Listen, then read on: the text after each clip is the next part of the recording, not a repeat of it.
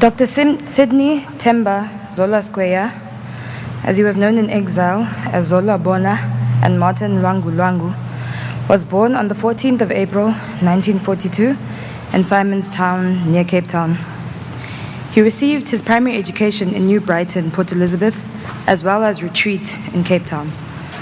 On completion of his primary education, he received a scholarship to proceed to Lovedale High School in Alice in the Eastern Cape, where he was first introduced to political activism when he participated in the school boycotts in protest against the imposition of Bantu education in 1953. The experience convinced him of the need to foster unity amongst the oppressed masses in South Africa, and he subsequently joined the African National Congress in 1956. At Lovedale High School, Dr. Skweyiya met and worked with Mr. Govan Mbeki, whose commitment to action and sound knowledge of rural politics had a strong influence on his political outlook. He later enrolled at the University of Fort Hare to study for a law degree that was not completed for political reasons. When the ANC opted for the armed struggle in 1960, Dr. Skweyiya became one of the active organizers for Umkhonto weSizwe, which made him a target of the security forces. He fled to Tanzania in 1962, where he underwent military training in Kongwa. Later, he proceeded to the Unit of Soviet Socialist Republics, now known as the USSR, and specialized in communications. Upon his return from the USSR, he was first based in Tanzania and later at the ANC head office in Lusaka, Zambia. In 1968, Dr. Skweyiya was sent to the University of Leipzig, Germany, Democratic Republic. He graduated with a Doctor of Laws degree in 1978.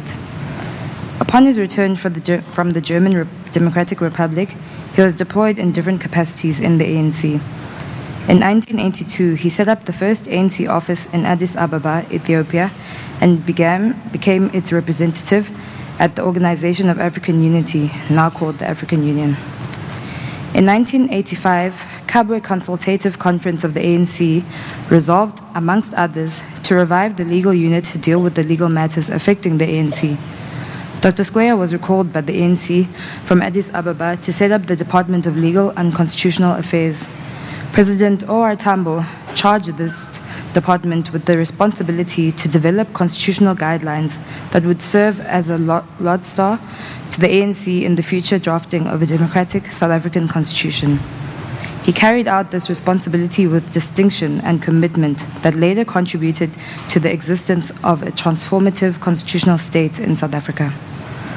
Having been exposed to human rights and diplomacy issues at the United Nations, he was committed to the existence of justice within the ANC and established the Officer of Justice position. Dr. Skweyiya, When the ANC at the Kabwe Conference resolved to establish the Officer of Justice position, Dr. Skweyiya was appointed, and in this capacity, he made sure that justice prevailed. Dr. Skweyiya returned to South Africa and led the Department of Legal and Constitutional Affairs.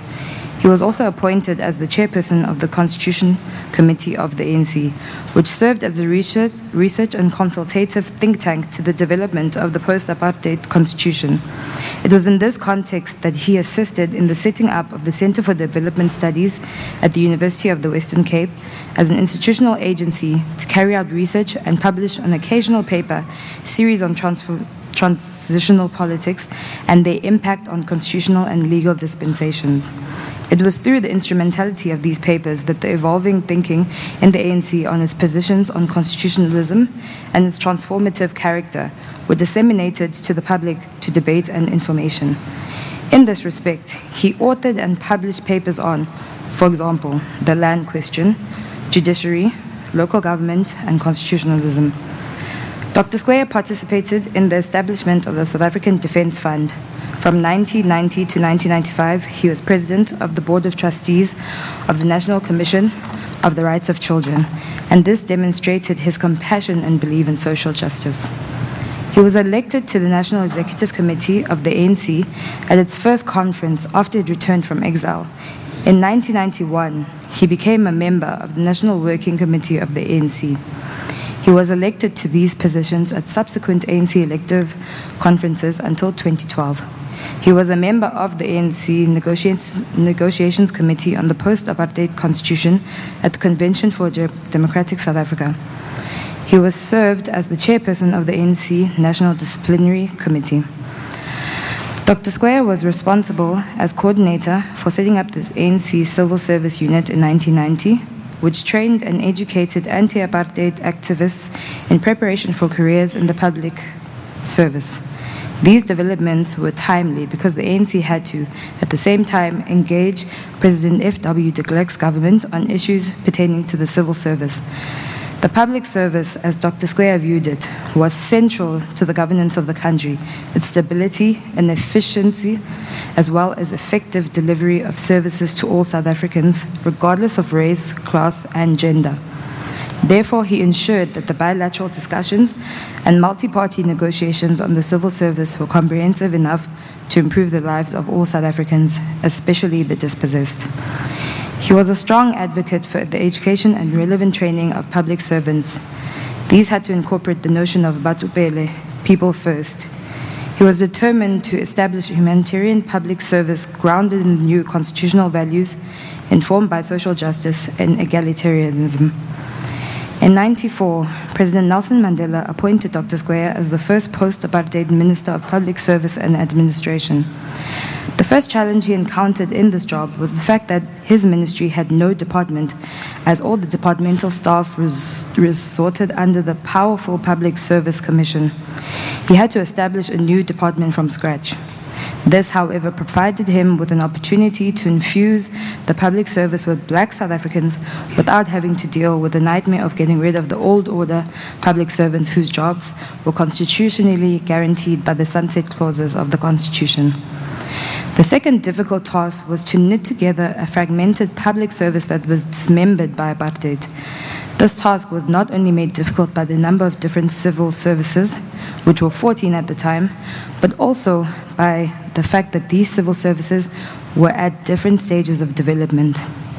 This mainly found expression in the varying efficiencies, competencies, and salary dispensations that characterized these civil services.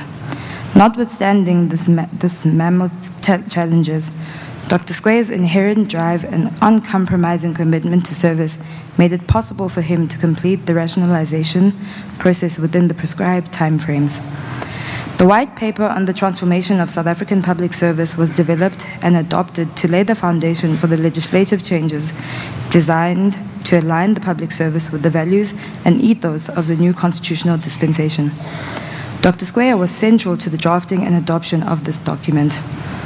He was founder member of the Commonwealth Association for Public Administration and Management and served on its first board.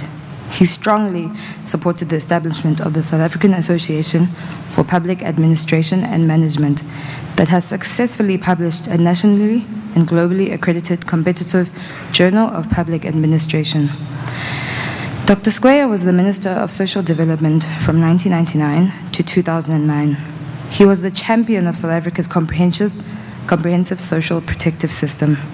Under his leadership, the Department of Social Development developed one of the world's largest social assistance programs. For him, children's rights were non-negotiable. His push saw the Children's Support Grant extended to children up to the age of 18 years, as defined in the Constitution. He was also passionate about the rights of older persons and people with disabilities. Hence, in the 15-year review of the Department of Social Development, the South African government concluded that the social assistance program was its most effective anti-poverty intervention. Dr. Skweyiya established the South African Social Security Agency to administer and manage a singular national social assistance program to cater for the poor and vulnerable in our society. He emphasized collaboration with other government departments. He chaired the Commission of Social Development in the UN, actively brought together ministers of social development in the Southern African Development Community region, and was also elected president and chairperson of the UN Educational, Scientific, and Cultural Organization's Management of Social Transformations program, which spearheaded the regional fora of ministers of social development in all regions of the world. He initiated collaboration between his department, the University of Oxford, and the University of KwaZulu-Natal. This resulted in hundreds of senior policymakers in national and provincial government departments being trained in evidence-based policymaking.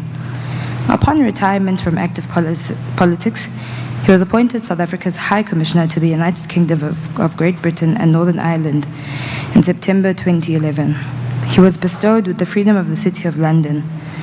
In May 2011, the University of Oxford established a series of annual lectures titled the Dr. Zola Skweyiya Lecture on South African Social Policy.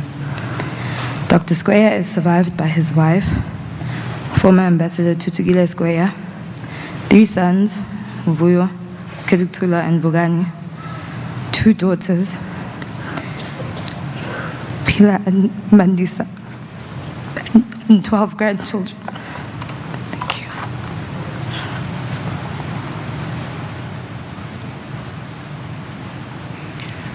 Thank you very much, Mandisa. You may all be seated, and this is the last time we will ask you to stand.